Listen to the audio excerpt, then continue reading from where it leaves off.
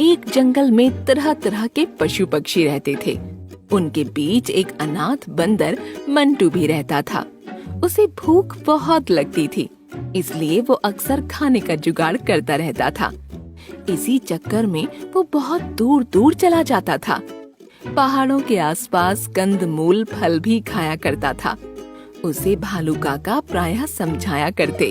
अरे मंटू, जब देखता हूँ तेरे मुंह की चक्की में कुछ न कुछ चलता ही रहता है। जरा देख पहचान कर और संभल कर खाया कर। दूर से चमकने वाला हर फल सही नहीं होता। काका ऐसी बात है, ये कमबख्त जो पेट है ये मानता नहीं, भूख के सामने कुछ जानता नहीं। एक दिन मंटू जंगल में बहुत दूर जाकर एक पेड़ पर चढ़ गया और उसने पेड़ पर लटके हुए एक फल को छू लिया तो उसे बड़ा अजीब लगा। कुछ ही देर में उसके हाथ और शरीर में खुजली होने लगी। वो इधर उधर शरीर को खुजलाते हुए कूदने लगा। वो कभी नीचे तो कभी ऊपर पेड़ पर चढ़ जाता, कभी भागने लगता, लेकिन खुजली थी जो उसे छोड़ने का नाम ही नहीं ले रही थी। क्यों रे मंटू, बड़ा कथक नृत्य कर रहा है, इधर उधर क्यों कूद रहा है? भूरा भाई कुछ मत पूछो, मेरे सामने वाले पेड़ का फल छू लिया, जैसे बहुत बड़ा गुनाह कर दिया। पूरे शरीर में बड़ी जोरों की खुजली हो रही है, बहुत बुरा हाल हो गया है। अरे अरे अरे अरे, ये तूने क्या कर दिया?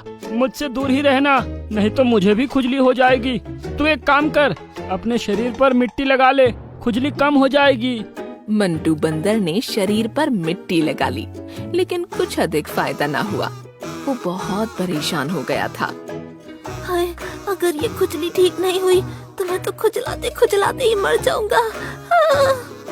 इतना कहकर मंटू नदी के पास पानी पीने चला गया और उसे कछुआ दिखाई पड़ा।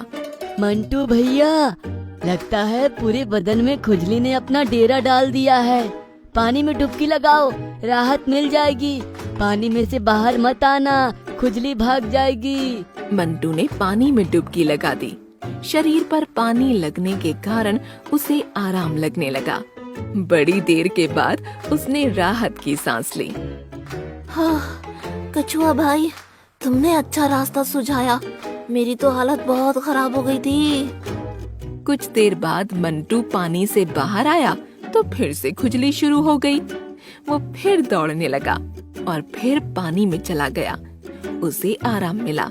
जब बाहर आया फिर से वही हाल हो गया, खुजली चालू हो गई। वो समझ गया कि पानी उसे तब तक ही राहत देगा जब तक वो पानी में रहेगा। वो किनारे पर बैठकर रोने लगा। भालू काका वहाँ पर आ गए और मंटू को रोता देखकर उन्हें आश्चर्य हुआ। उसे शरीर खुजलाते हुए देखकर वो समझ गए कि मंटू ने खुजली वाला फल छू लिया है। मंटू, तुमने बहुत बड़ी गलती कर दी। जिस फल या वस्तु के बारे में जानकारी ना हो उसे कभी नहीं छूना चाहिए। काका, मुझे इस खुजली से बचाओ, इसने मेरा जीना हराम कर दिया है। इतना कहकर मंटू ने भालू काका के हाथ को छू लिया और भालू काका गुस्से से कूद गए। अरे बेवकूफ, ये क्या कर दिया तूने? मुझे छू लिया। मूर्ख, तूने मुझे छूकर मुझे भी खुजली लगा दिया।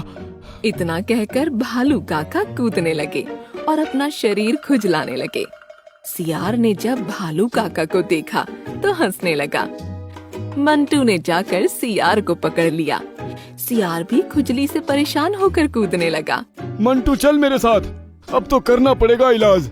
वो भागने लगे और उनके साथ साथ मंटू भी भागने लगा। बहुत दूर चलकर पहाड़ के पास जड़ी बूटियाँ दिखाई पड़ी।